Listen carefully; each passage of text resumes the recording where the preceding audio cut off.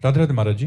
महाराज जी, जैसे पुराने समय के पहले के संत महात्मा गुरुजन अपने शिष्यों की परीक्षा लेते थे, क्या आप भी अपने शिष्यों की परीक्षा लेते हैं? ना हमारे गुरु जी हमारी परीक्षा लिए, ना हम शिष्यों की परीक्षा लेते। कसा जाता है। हमारे गुरु, कल हमने चर्चा में बताया था, गुरु जी ने कसा।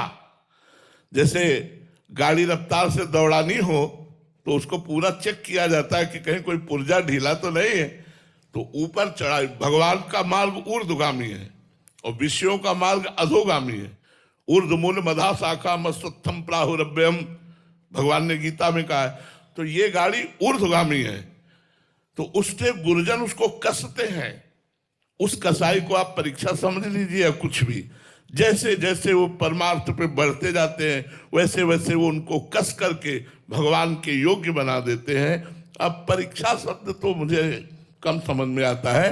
मुझे ये लगता है कि गुरु अपने शिष्य को बलवान बनाता है। गुरु मेहरबान तो चेला पहलवान। माया उसे परास्त न कर पावे ऐसे हथकंडे सिखाता है, ऐसी युक्ति देता है जिससे वो मुक्ति को प्राप्त हो जाता है। परीक्षा विक्षा तो मुझे समझ में नहीं आता है। क्या परीक्षा लोगे? हम आपकी शरण में हैं, जो शरण में पड़ा है उसकी परीक्षा क्या है? परीक्षा तो पढ़ाई लिखाई करने वाले की होती है। हम तो आपकी शरण में प्रभु, जैसे नीच पामर अधम है आपकी। अब वो हमको महान बनाएंगे।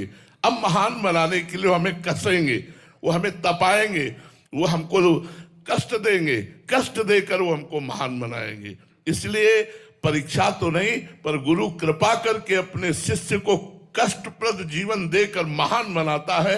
ये देखो, एक शीशा है, कंक्रीट मारो फूट जाता है, और उसी को गरम ठंडा करके विज्ञान के द्वारा ऐसा बना दिया जाता है कि बुलेट प्रूफ हो जाता है। नहीं, गोली मारो तो नहीं टूटेगा। शीशा तो शीशा ही है ना, गोली मारो तो नहीं टूटेगा, और एक है कंकड़ मारो तो टूट जाएगा।